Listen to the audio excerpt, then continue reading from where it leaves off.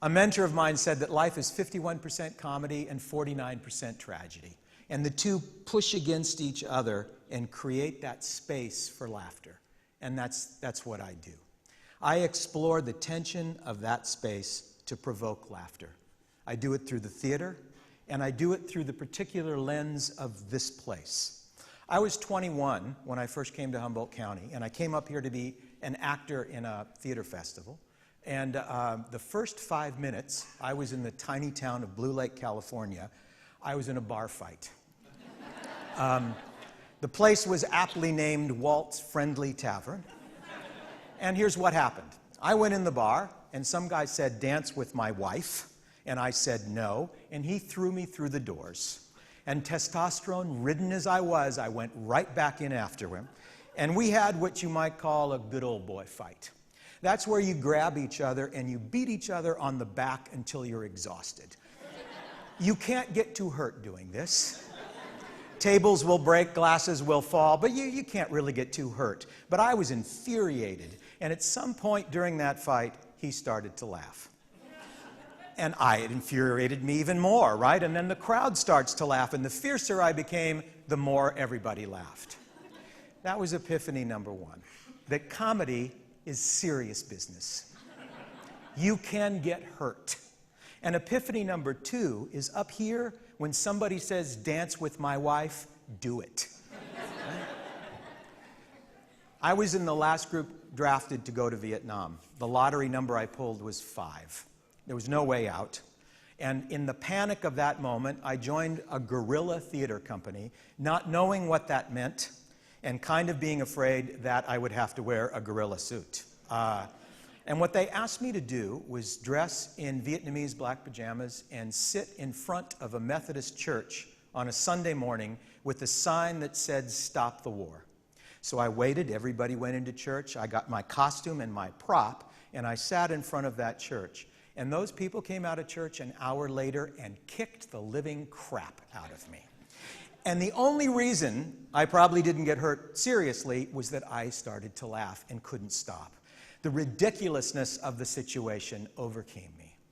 And that was epiphany number 3. And I'll use the words of William Butler Yeats, my favorite Irish poet. You always play for mortal stakes, life and death. And the operative word in that sentence is play. Because if you really engage at play at that level, at that depth, you have the opportunity to turn the lens through which people see. I believe that laughter is essential to a healthy community. And that involuntary physical action that is laughter, it brings the unvoiced voiced. It brings things out into the open. And if we get to the point where we get so serious that we can't laugh at ourselves and what's around us, then you have what my grandfather would call the fart higher than your ass syndrome. And this is something we've all experienced, right? I am so important. How dare you deign to disagree with me? That just reveals you to be the drooling imbecile that you are. My grandfather would have just hated that. And seriously, especially after listening to Michael's speech, I would rather die peacefully in my sleep like my grandfather than yelling and screaming like the passengers in his car. So. And that's a terrible joke. It's ageist, it has all the wrong things in it. And they say that most comedy is infantile, right? But it's interesting to note that babies laugh, on average, 300 times a day, and adults, 20. And there's an old adage that says we never really grow up, we just learn how to behave in public. And comedy is usually very indicative of the place from which it comes. I travel a lot to Denmark. I work there, my children are half Danish, and I think it was Garrison Keillor who said, he best described the country. He said, in Denmark, there are 42 political parties and one way to use a fork.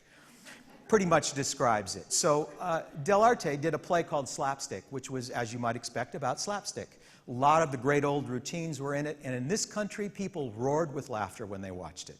So we were invited to an international theater festival in Denmark.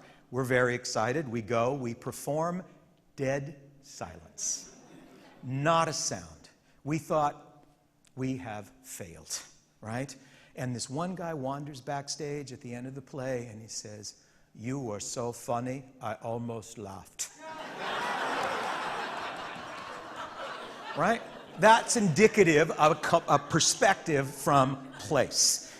And we have it here in Humboldt County, too. We have our 60s meets the sea kind of descriptions. On the 4th of July, my neighbor told me this joke. Notice how he sets it and phrases it. It's a twist on the old rural farmer's daughter joke. The farmer had 3 daughters, and they were each going on a date that night. The farmer was from McKinleyville. That sets something right there. So the first guy comes and knocks on the door and says, "Hi, my name is Joe. I'm here for Flo. We're going to the show. Is she ready to go?" And the farmer goes, "Yeah, okay, all right, yeah." Takes her away. Second guy knocks at the door and says, "Hi, my name is Eddie. I'm here for Betty. We're going to go have spaghetti. Is she ready?" The farmer goes, "Yeah, all right, go ahead. Get out of here." Finally, there's a third knock at the door, and the guy comes and he's all rosted out, and he goes, Hey, my name is Chuck." Farmer shot him, right?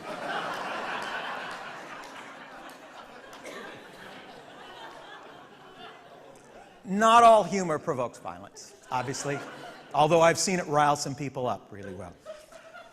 A few years ago, I didn't think that one would work. A few years ago, Dell'Arte wrote a play called Corbel. It was actually 4 plays. And it was about a changing of a way of life that we were seeing in this community. And it was a soap opera, and it was about that jump from the logging industrial era of this place to something else, to what it's become, what it's becoming.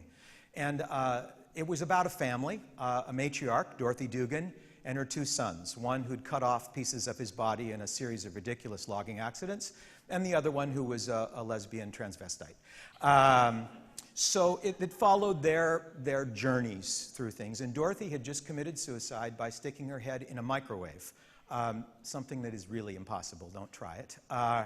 And at the end of the play, at the end of the second play, I'll make a long story short on this, her son Tommy Dugan was being investigated for a terrorist activity.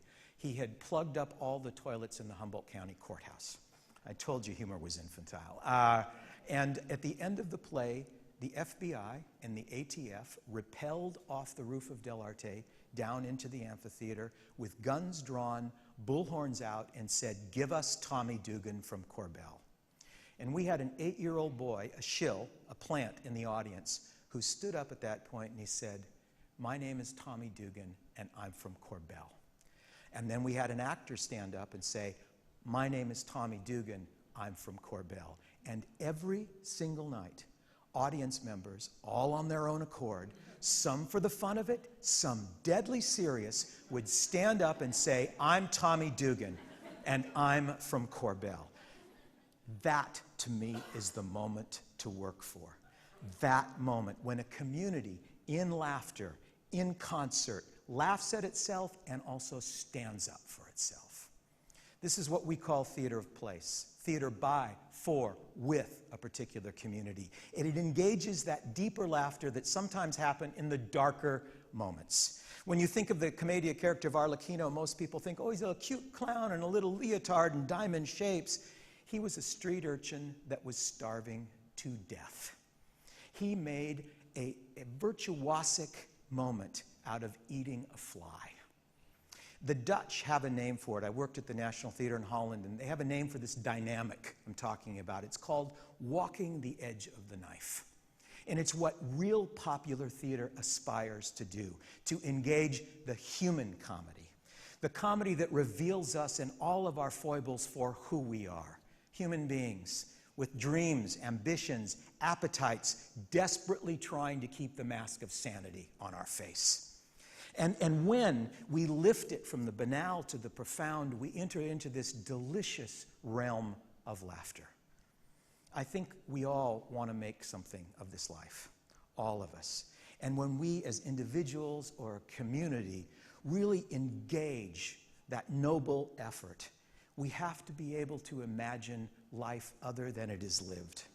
And my suggestion after this glorious afternoon of speakers and topics and thoughts is that laughter is an essential ingredient in it all. It is human beings making a sound that says, I am you and you are me. As Charlie Chaplin said, a day without laughter is a day wasted. Thank you, and thank you all.